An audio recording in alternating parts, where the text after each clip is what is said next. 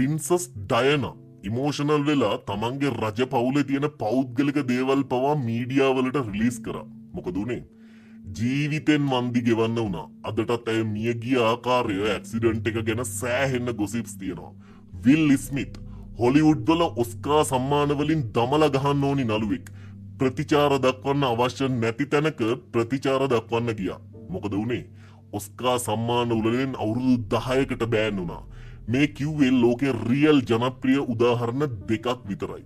අද අපි කතා කරන්නේ සමහර තැන් තියෙනවා කොච්චරක් ඉමෝෂනල් වුණත් කොච්චරක් තරහ ගියත් ඉස්සරහට පැනලා හොම්බට දෙකක් අයින හිතුණත් කොච්චරක් ඔයා නිවැරදි වුණත් ඔයා නිහඬව ඉන්න ඕනි තැන් ඔයා ප්‍රතිචාර දක්වන්න ගියොත් ඔයාට කෙලවෙන තැන් බය වෙන්න කියලා කියනවා නෙවෙයි ඒ තැන්වලදී ඒත් මෝඩ නිර්භීතකම කියන්නේ තවත් ප්‍රශ්න 1000ක් ඔළුවට කඩාගෙන වටන ඉමෝෂනල් මෝඩකමක්.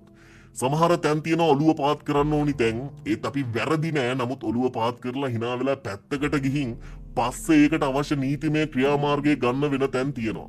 සමහර තැන් තියෙනවා අපේ නමට හානි වෙනවා ඒත් අපි ඒවට මෝඩ විදිහට ප්‍රතිචාර දක්වන්න ගියොත් අපි ඊට වඩා අමාරුවක වැටෙනවා. සමහර වෙලාවට එහෙම කරන එකාගේ අරමුණත් අපිව ඒ තැනට ගෙන්න ගන්න එක. සමහර තැන් තියෙනවා අපි දන්නවා එතන වංචාවක් වෙනවා කියලා. හැබැයි අපි අඩියක් පිටිපස්සට ගිහිල්ලා ඒකට උපාය මාර්ගිකව මුහුණ දෙනවා වෙනුවට කලබල වෙලා ඉමෝෂනල් වෙලා හදිස්සි වුණොත් අපි අතින් ඒ වංචනිකයන්ට පැන ගන්න පුළුවන් වෙනවා. තව සමහර තැන් තියෙනවා අපි කාගේවත් පැත්තක් නොගෙන නිහඬව ඉන්න ඕනි තැන්. මොකද උන් අන්තිමට හොඳ වෙනවා අන්තිමට අපි නරක වෙනවා. අපි නිහඬ වෙන්නේ නැතුව ඕවර් ඇක්ටින් දඟලන්න ගියාම හදවතින් මේ විදිහට ප්‍රශ්න විසඳන්න ගියාම කලබල වුණාම අපිට වෙනවා ප්‍රශ්න ගොඩකට මුහුණ දෙන්න. අපේ මානසික නිදහස නැතිම වෙලා යනවා. නීති ප්‍රශ්න වලට මුහුණ දෙන්න වෙනවා. හොඳ සම්බන්ධතා අපිට නැති වෙනවා. අපි ළඟ ඉන්න හොඳ මිනිස්සු අපිට නැති වෙනවා. අපේ පරණ අතීතයේ උඩට අරගෙන අපිට පහර දෙන්න පටන් ගන්නවා. අපි අකමැතිම කතාවකට අපිට සම්බන්ධ වෙන්න වෙනවා. අන්තිමට මොකද වෙන්නේ? අපි යන්න ආපු ගමන පැත්තකට තියලා වෙන වෙන දේවල් වලට තුට්ටු දෙකේ කතාවලට තුට්ටු දෙකේ ප්‍රශ්න වලට උත්තර හොයන්න වෙනවා. අන්තිමට අපි අපිටම කියා ගන්නවා යකෝ මම මේකට මැදිහත් උනේ නැත්තම් මේ මොන ලබ්බක්වත් නැණි මේ මොන රිද්දක්වත් නැණි දෙකින් මට තිබ්බේ ඒක කරන්න නැතුව ඉන්න. පහුවෙලා මේවා හිතලා වැඩක් නැහැ. කරන්න කලින් තමයි මේ දේවල් හිතන්න ඕනි. අද අපි කතා කරන්නේ අන්න ඒ වගේ ප්‍රතිචාර දක්වන්නේ නැතුව නිහඬ වෙන්න ඕන අවශ්‍ය තැන් ටිකක්. අංක 7 දෙන්නෙක්ගේ තීරණයකට මැදිහත් වෙන්න එපා. දෙන්නෙක් අතර ප්‍රශ්නයකදී මත ගැටුමකදී ඔයා කෙනෙක්ගේ පැත්ත අරගෙන මතයක් ඉදිරිපත් කරාම එක පාර්ශවයක් කොහොමත් ඔයා එක්ක තරහ වෙනවා. ටික කාලයක් ගියාම උන් හොඳ වෙනවා. අර අහක හිටපු ඔයා නරක වෙනවා. උදාහරණයක් පෞල් ප්‍රශ්න වලට අත දාන්නම එපා. දවසක් කෙල්ලෙක් ඒකිගේ කොල්ලට බයිනවා මාත් එක්ක කිය අනේ මට නම් අරූ පේන්න බෑ ඉද්දකින් මෙහෙමයි කියලා රටේ නැති දේවල් මට හැම වෙලේම ඇවිල්ලා කියවනවා කන් කෙදිරි ගන්නවා.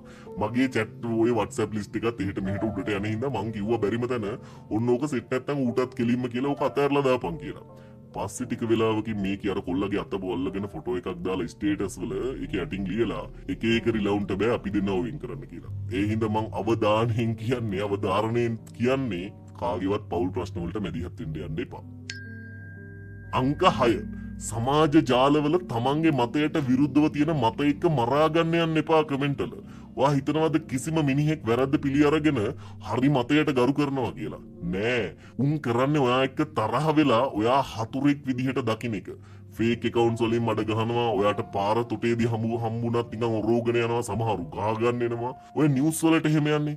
සමාජ මාධ්‍යවල ඇති වූ මත ගැටුමක් දුරදිග ගිහින් එකෙක් ඉස්පිරිතාලේ අනික පොලිසිය කියලා. ඒ වගේ මෝඩ වැඩ කරන්න යන්න එපා. ඔයා මොනවද දැක්කත් මිනිස්සුන්ගේ මතනේ මිනිස්සුන්ගේ හැටිනේ කියලා ඒ තැන් වලින් අයින් වෙලා යන්න. අනවශ්‍ය පීඩනයක් අනවශ්‍ය මානසික ප්‍රශ්න මානසික බරක් ඔයාගේ ඔළුවට දාගෙන ජීවිතය අවුල් කරගන්න එපා. අංක 5 හිස් මෝඩ මිනිස්සු එක්ක තර්ක කරන්න යන්න එපා. තව විදිහකින් කිව්වොත් ඔයාගේ ලෙවල් එකට ගැලපෙන්නේ නැති මෝඩියෝ එක්ක කතාවට යන්න එපා. කතාවක් කියන්නම්. ඔන්න දවසක් කොටියකුයි බූරුවෙකුයි මම මේ කතාව කලිනුත් කියලා තියෙනවා. කොටියකුයි බූරුවෙකුයි හෙන බර කතාවක ආගියු කරගන්නවා. කොටියා කියනවා මේ තනකොළ කොළ පාටයි. බලපන් මේකේ කොළ පාට. බූරුවා කියනවා මොන පිස්සුද බං උඹට මේ තනකොළ නිල් පාටයි. අර රෝස පාටකුත් පොඩ්ඩක් ගෑවිලා තියෙනවා. කොටියයි බූරුවයි තක මේක තර්ක කරලා සිංහයා ගාවට යනවා. දෙන්නත් එක්ක ගිහිල්ලා සිංහයා ගාවට ගිහිල්ලා බූරුවා ඉස්සෙල්ලා පැනලා කියනවා රජතුමනි මම කියනවා මේ කොළට නිල් පාටයි රෝස පාටයි මේ රෝස පාට පටියකුත් ගෑවිලා. මේ කොටියා මේක පිළිගන්නේ නැහැ නේ. මේ කොටියට එක්ක ඇස් පේන්නේ නැහැ, එක්ක මුට වර්ණාන්ධතාවය, එක්ක මුට අන්ධ කයිප්පුව. සිංහයා බලනවා තනකොළ ටික දිහා. ඇත්ත නේන්න. මේ නිල් පාටයි රෝස පාටයි. බූරුවා හරි. දැන් ඔන්න දෙන්නත් එක්ක ආපහු හැරලා කොටියට මල පැනලා ආයෙම යනවා. කොටියා ගිහිල්ලා සිංහයාගෙන් අහනවා ඈ ස්වාමීනි ඔබතුමත් දන්නවා තනකොළ කොළ පාටයි කියලා. ඇයි අර බූරුවා ඉස්සරහා මට එහෙම කරේ? ඇත්තනේ. උඹ ඊට වඩා බූරුවෙක්නේ. යකෝ බූරුවෙක් එක්ක කයිය ගහන්න යනවද? තර්ක කරන්න යනවද? දිනන්න යනවද? ඒ හින්දා ඉතින් ඌට දිනුම දුන්නා. උඹනේ බම් මෝඩයා. බූරුවෙක් එක්ක තර්ක කරන්න යන්නේ කවුද? කතාවෙන් අපිට ගන්න තියෙන්නේ අපිට ගැළපෙන්නේ නැති හිස් මෝඩ මිනිසුත් එක්ක තර්ක කරන්න යන්න එපා.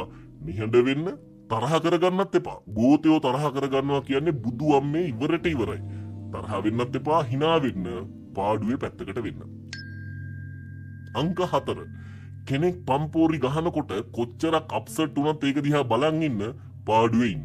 මොකද මේ මිනිස්සයාට තේරුණාම එතන තර්ජනයක් තියෙනවා කියලා කැපි පොළු උස්සගෙන එන්නේ.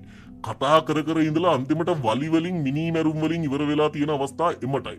නිවුස් වල කියන්නේ කතාවක් දුර දිග යාමෙන් තමයි මේ මිනි මැරුම සිද්ධ වෙලා තියෙන්නේ කියලා. සමහර මිනිසුන්ට රණ්ඩු වෙන එක ගානක් නැහැ. හැබැයි මේ වීඩියෝ එක මේ වෙනකම් බලපු ඔයාට එහෙම නැහැ.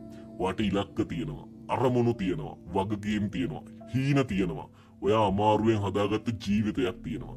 ඒ නිසා කොහෙවත් ඉන්න දඩාවත යන බල්ලෝ වගේ වචනවලට පොර කන්න යන්නේ නැතුව hina වෙලා පාඩුවේ පැත්තකට යන්න. ඔයාගේ මූණට කුණුහරුපෙන් බැන්නත් hina වෙලා ඒව ඔයාගේ ඇඟට ගන්නෙ නැතුව පාඩුවේ ඒ තැන් වලින් අයින් වෙලා යන්න. Tamanට වටිනාකමක් නැති කිසිම තැනක ලගින්න යන්න එපා. ඒ තැන්වල තියෙන ඒවට ගැලපෙන වයිබ් එක. පන්සලට පල්ලියට කෝවිලට තියෙන ඒ වගේ කාම් වයිබ් එකක්. කසිප්පු පොලට ක්ලබ් එක ගාවට රාපොලට වයින් එක ගාවට තියෙන ඒ වයිබ් එක. නෙළුම් පොකුණේ කරුණාරත්න දියුල්ගනේ මාස්ටර්ගේ සුනිල් එදිරිසිංහ මාස්ටර්ගේ මියුසිකල් ඔපෙරා එකක තියෙන ක්වොලිටි එක ඔය ටවුන් එකේ ගහන මියුසිකල් එකකින් ගන්න බෑ. ඒ මියුසිකල් එකේ ගහන ක්වොලිටි එක අතනින් ගන්නත් බෑ. වාට ගැලපෙන තැන් වලට විතරක් ඔයා යන්න. වාට ගැලපෙන තැන් මොනවද කියලා ඔයා තේරුම් ගන්න. අංක 3 ඔයා ගැන මොන ඕපදූප මඩ කැම්පේන් එක ගියත් නිහඬව ඉන්න.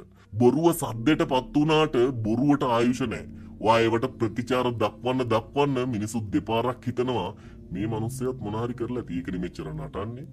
ඒක තමයි මේ ඔකත් ඔය මොන හරි කරලා ඇති. Tamanට තමන්ගේ ඉලක්කය පැහැදිලි නම්, හෘද සාක්ෂිය පැහැදිලි නම් රටක් විරුද්ධ වුණත් Tamanට කෙලින් හිට ගන්න පුළුවන්. මම මේ කියන්නේ අත්දැකීමෙන්. ඔයත් එහෙම කරන්න. අංක 2 කෙනෙක් අපිව විවේචනය කරනකොට උන් එක්ක එල්ලෙන්න යන්න එපා. පුළුවන් නම් අහන්න, කෙලින් ඇස් දිහා බලලා අහන්න. ඔයා ප්‍රශ්නක දින්නේ. ඔයා හොඳින්ද කියලා අහන්න එච්චරයි. ඌ කට වහ ගන්නවා. ඒත් පොර දිගටම ඔයාව ක්‍රිටිසයිස් කරනවා නම්, විවේචනය කරනවා නම් ඔයා නිහඬ වෙලා පැත්තකට වෙන්න hina වෙලා. ඒ මනුස්සයාට සෙට් වෙයි. ඒ මනුස්සයා වගේම කුණු තියෙන කුණු වලට ආසෙවුම්.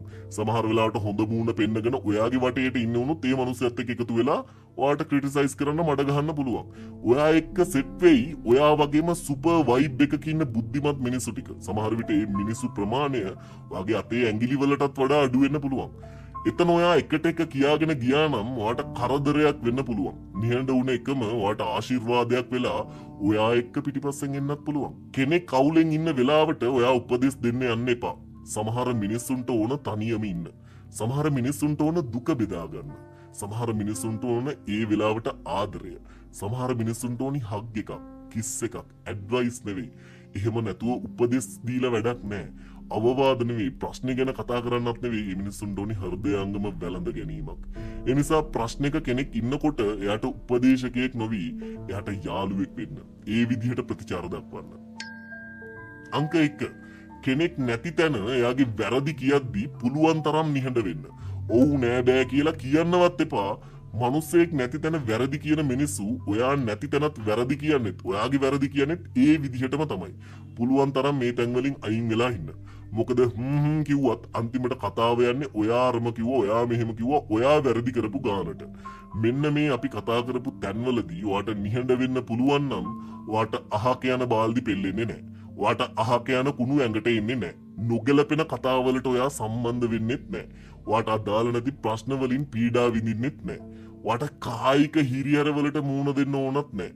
වටින සම්බන්ධතා නැති වෙන්නෙත් නැහැ. හතුරු ඇති වෙන්නෙත් නැහැ. රැට නිින්ද නොයන හේතු හැදෙන්නෙත් නැහැ. කරන්න තියෙන හොඳම දේ නිහඬ වීම විතරයි. අන්න ඒකයි නිහඬ වීම කියන්නෙම හැම ප්‍රශ්නයකට උත්තරයක් කියලා. මතක තියාගන්න අවස්ථාවාදියාගේ, ගෝතයාගේ, නිකමගේ, නැහැදුන එකාගේ, ආතක් පාතක් නැති එකාගේ අවසාන අවිය චරිත ඝාතනය සහ කායික හිරිහැර.